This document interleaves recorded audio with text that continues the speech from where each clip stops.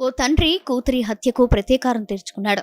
పక్కా ప్లాన్తో కూతుర్ని చంపిన వ్యక్తి యొక్క తండ్రిని హత్య చేశాడు. కూతురు చనిపోయిన సంవత్సరం తర్వాత ఈ దారుణానికి ఒడిగట్టాడు.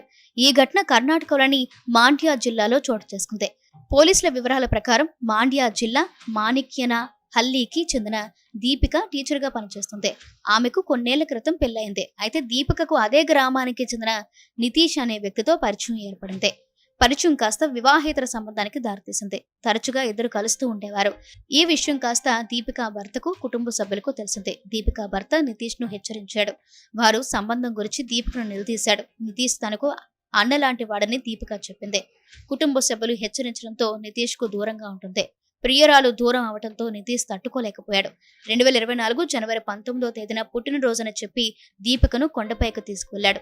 ఆమె అతని కోసం ఓ షర్ట్ ను గిఫ్ట్ గా తీసుకువెళ్ళింది. అయితే కొండపైకి వెళ్లిన తర్వాత ఇద్దరికీ గొడవ జరిగింది. ఆ గొడవ సందర్భంగా నితీష్ దీపికపై దాడి చేసి చంపేశాడు. కొన్ని రోజుల తర్వాత దీపిక మర్డర్ సంగతి బయటపడింది. ఈ కేసుకు సంబంధించి నితీష్ జైలు పాలయ్యాడు. కొన్ని నెలలు జైల్లో ఉండి బెయిల్పై బయటకు వచ్చాడు. కూతురి మరణంతో దీపిక తండ్రి వెంకటేష్ తీవ్ర మనోవేదనకు గురయ్యాడు. తన కూతురిని చంపిన వారిపై పగ తీర్చుకోవాలని అనుకున్నాడు. సరైన సమయం కోసం ఎదురు చూస్తూ ఉన్నాడు. మే నెల 2వ తేదీన నితీష్ చెల్లెలికి పెళ్లి నిశ్చయం అయింది. ధర్మస్థలంలోని ఆదివారం పెళ్లి జరుగుతూ ఉంది. పెళ్లికి వెళ్లడానికి నితీష్ తండ్రి నరసింహ గౌడ ఇంటి నుంచి ధర్మస్థలం బయలుదేరాడు.